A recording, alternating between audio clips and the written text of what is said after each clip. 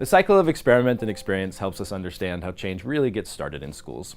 Right now, we're going to focus on what we call the inner loop, which is driven by teacher experimentation. It's all about how teachers conduct experiments, learn from their experience, share out to their colleagues, and then plan new experiments. The last 10 years, I've been studying the diffusion of innovation in K-12 schools and in higher education, especially how teachers adopt new approaches to using technology in classrooms. Schools all across the country, all across the world, have made major investments in broadband, laptops, and other technologies in the hopes of improving student learning.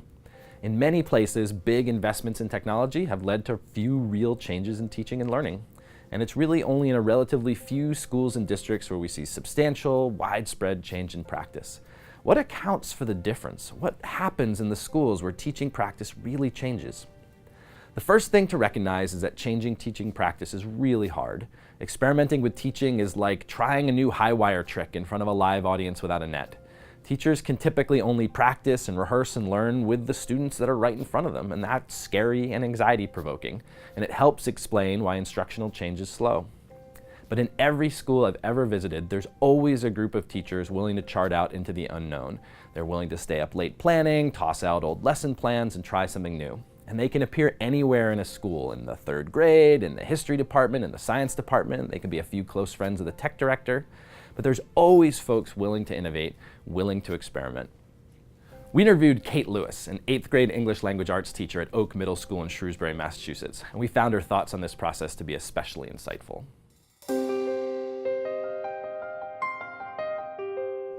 Experimenting in the classroom can be both exciting and challenging at the same time.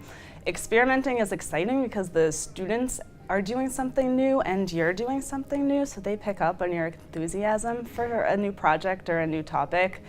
It can be challenging because sometimes things don't quite work out the way you expect it to. For example, my students were working on a collaborative book that we were going to all make together about grammar. However, once it got down to the logistical pieces of putting it all together, it just kind of fell apart. So sometimes you try something and it doesn't work and you just have to say, all right, what am I gonna do moving forward to improve this? How could I make this better? But it's exciting when you see the kids get a spark and they get excited about it, and they love doing the project. They see the application of the project in real life, which is really what we're going for, is how is school actually relating to real life? Why does this matter? So we have this group of innovators trying new things, conducting experiments in their classroom, and some of these things work brilliantly and some of them flop. But in every case, teachers are learning. And usually it's not just one classroom teacher who learns. Usually a whole team of people learn something from these experiences.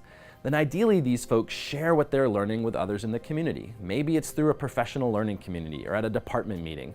Maybe it's just hanging out in the teacher's lounge or in the coffee shop nearby before school starts. And as pilots and experiments become more widely known, then more people start planning their own initiatives. And a group of early adopters is joined by what Peter calls the patient pragmatists. And then there are more experiments, more sharing, and more learning. And all of this is driven by peer-to-peer teacher learning. There are several ways that I share something new with other teachers. First, in the middle school level, we teach as part of a team. So we meet daily with the science, social studies, math, and language arts teachers all meet every single day. And that's a great time to just shoot out like, hey, guess what I did and this worked great. And then the other teachers think of ways that they can do similar things in their own classrooms and their subjects. And then it helps spread it. So if I'm talking to a social studies teacher about something I did, then she brings it to her department. And then the ideas spread that way. Also, I can share what I do. We have bi-weekly curriculum meetings. So every other week, each department meets together. And that's a really great time to share things that worked and to get feedback on it. We also have professional development days where we're able to bring things in to our colleagues to get their feedback and ideas for improvement.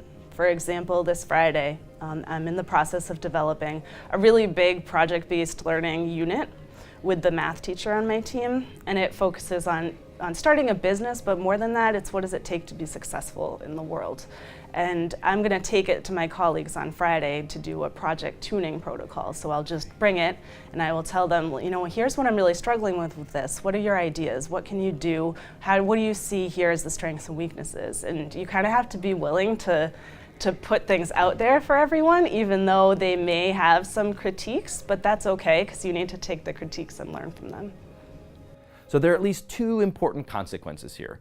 First, all of the actual change in an instructional improvement initiative is entirely dependent on teacher experimentation and teacher learning. You can't have new practices without teachers and librarians and other instructional folks putting those practices in action. And you can't spread those practices without teachers sharing and teaching one another. Teacher leadership is essential, absolutely essential, to starting, scaling, sustaining new practices in schools. Full stop. Of course, students can also play an important role in this cycle, providing feedback and input and even helping to design these kinds of experiments. I ask for feedback from students in several ways, just informally. My homeroom, I ask them questions all the time in the morning.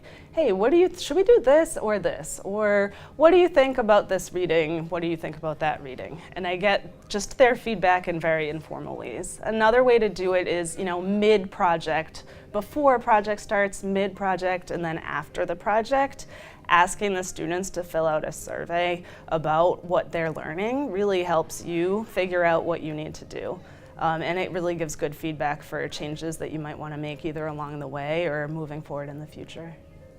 For administrators, the most important role is providing the time, resources, encouragement, and support to accelerate this cycle. Your job is to empower teachers so that they can conduct experiments, share and learn with colleagues, and then plan further experiments.